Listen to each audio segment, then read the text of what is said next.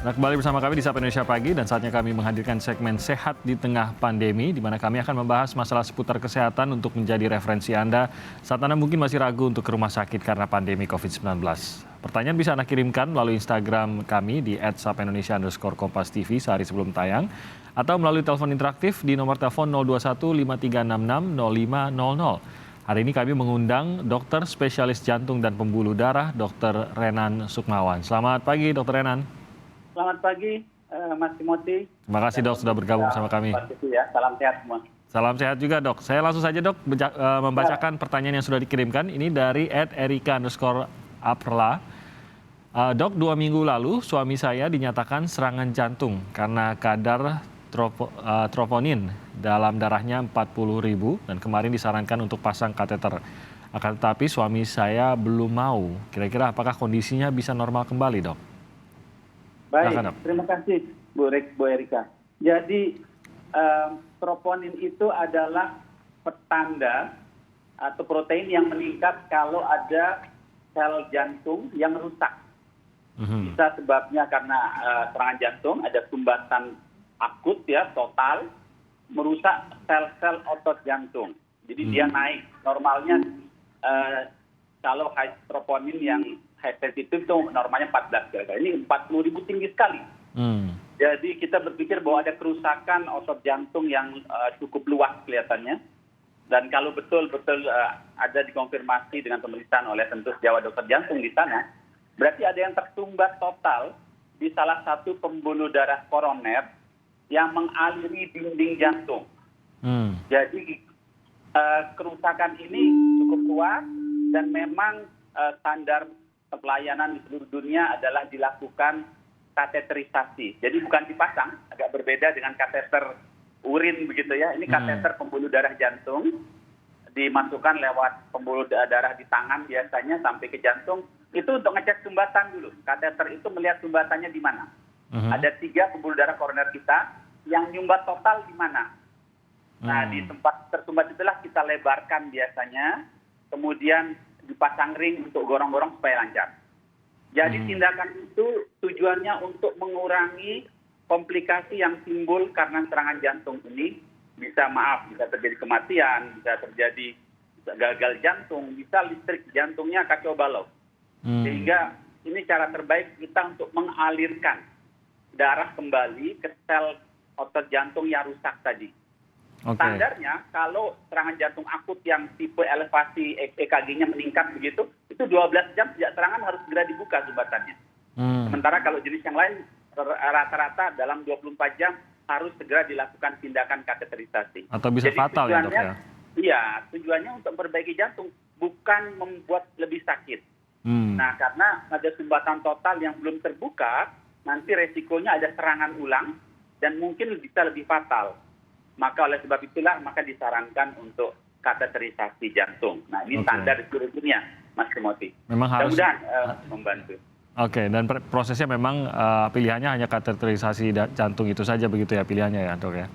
Ya, kateterisasi memudahkan kita untuk melihat sumbatannya di mana, kita beri kontras, lihat sumbatnya di mana, dari situ kita bisa langsung memasukkan balon, kemudian dilebarkan, terakhir baru di ring. Itu standar yang kita lakukan dan kateternya nggak dipasang terus ya, dilepas setelah tindakan. Jadi lancar lagi aliran darahnya dan insya Allah jantungnya lebih baik lagi. Oke, kateternya baru proses pertamanya ya dok ya?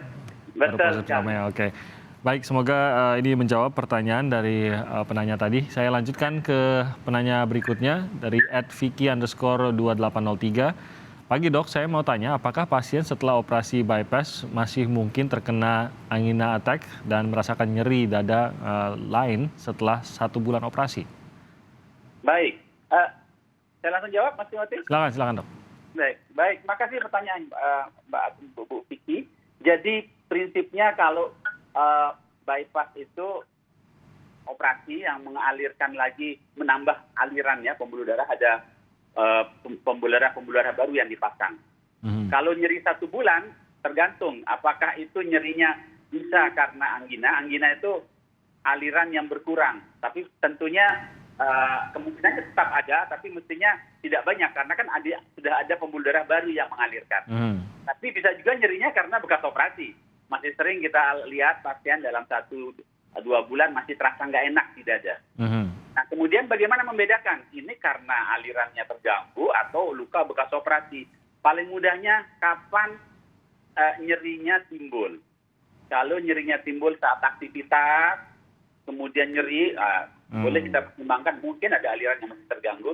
Tapi kalau nyeri lagi duduk, lagi santai, tidak sesak, nggak ada keringat dingin, nggak ada gejala lain, hanya nggak enak di dada, itu sering sekali kita temui pada pasien-pasien yang sudah menjalani operasi bypass. Dan itu mudah-mudahan bukan angina, ya. Dan kita harapkan tentu sesudah operasi lebih baik lagi pasiennya yang kita lihat selama ini. Oke, baik. Terima kasih untuk keterangannya, Dok. Saya lanjutkan lagi ke penanya berikutnya. Ini dari @zainuddin_042. Pagi, Dok. Anak saya umur 2 bulan divonis ada PJB ASD sekundum 8,27 mm dan VSD PMO 8,14 mm. Yang mau saya tanyakan, apakah PJB ASD sekundum dan VSD PMO dengan kebocoran tersebut bisa menutup spontan atau harus cut atau operasi?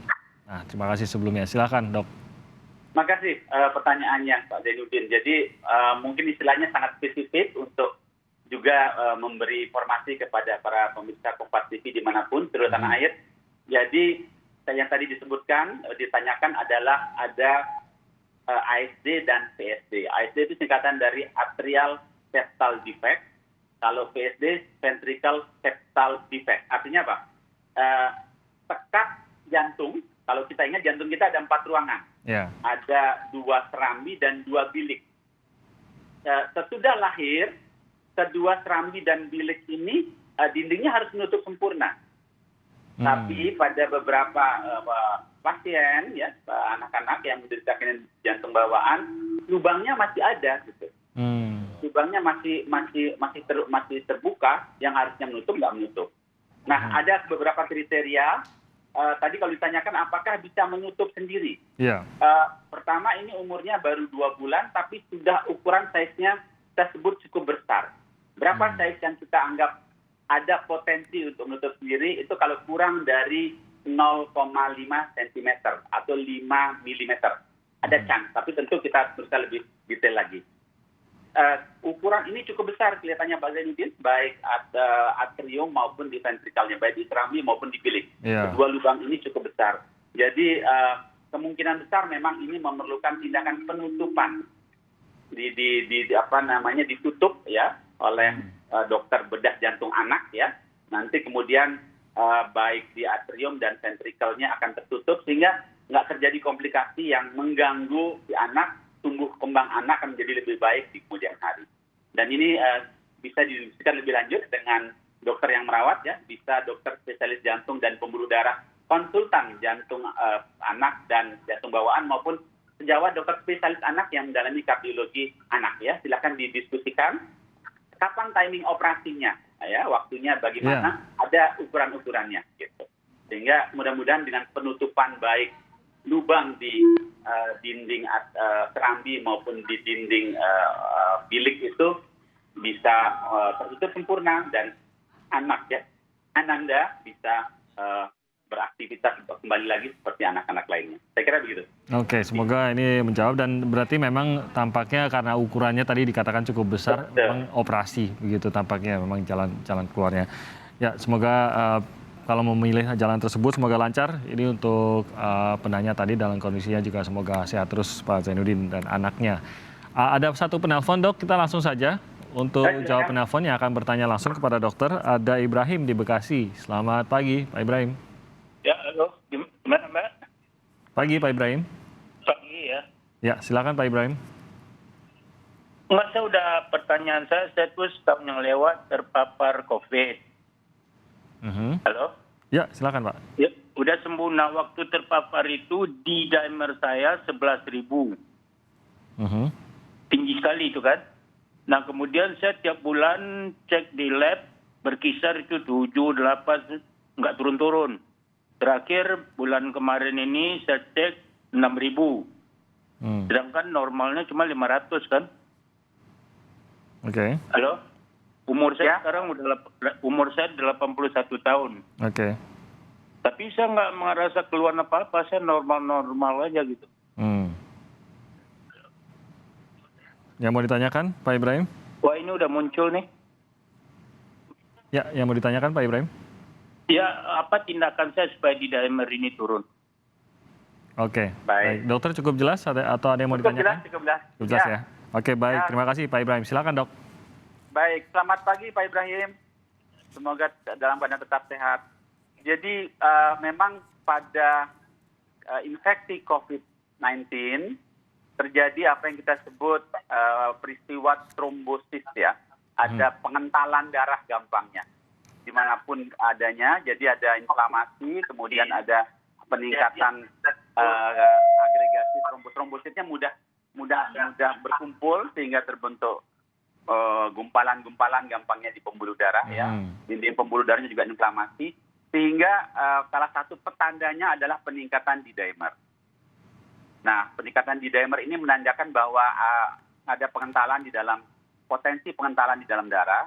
Memang itu salah satu petanda atau yang menjadi sasaran target terapi kita kalau bertemu pasien-pasien dengan COVID-19 ya. Biasanya diberikan pengencer darah, Pak Ibrahim, saya kira mungkin sudah diminum ya. Jadi tergantung komplikasinya. Kalau saat perlu perawatan, orang-orang dengan D-dimer tinggi bisa diberikan pengencer darah antikoagulan namanya yang suntikan. Nah, kalau gejalanya ringan, isoman barangkali memang diberikan obat-obat yang obat oral, obat minum. Jadi peningkatan D-dimer ini harus dikombinasikan dengan apakah ada kelainan-kelainan lain ya, apakah ada masalah di jantung, di pembuluh darah dan lain-lain. Kalau tidak ada ya syukur ya, sehingga memang sasarannya untuk menurunkan D-dimer ini cukup dengan pengobatan obat-obat kita sebutnya antikoagulan oral, obat-obat pengencer darah yang diminum. Dan memang perlu waktu untuk penurunannya sehingga bisa nanti mencapai tahap mendekati normal. Saya kira yang penting didiskusikan dengan dokternya tidak ada komplikasi lain, baik itu pembuluh darah jantung atau pembuluh darah di saraf, di otak ya, sehingga tidak membuat masalah terhadap organ. Saya kira itu yang paling penting. Baik, tapi ini baik untuk dipantau, walaupun tadi Pak Ibrahim mengaku tidak ada keluhan sebenarnya, tapi baik sekali untuk tetap dipantau ya sebenarnya. Baik, semoga sehat juga terus untuk Pak Ibrahim di Bekasi. Dan dokter, terima kasih banyak sudah menjawab pertanyaan-pertanyaan di Sapa Indonesia Pagi pada hari ini. Sehat terus dok, untuk Anda. Sehat terus. Terima kasih. Salam sehat, Mas. Salam sehat, selamat pagi dokter. Selamat pagi.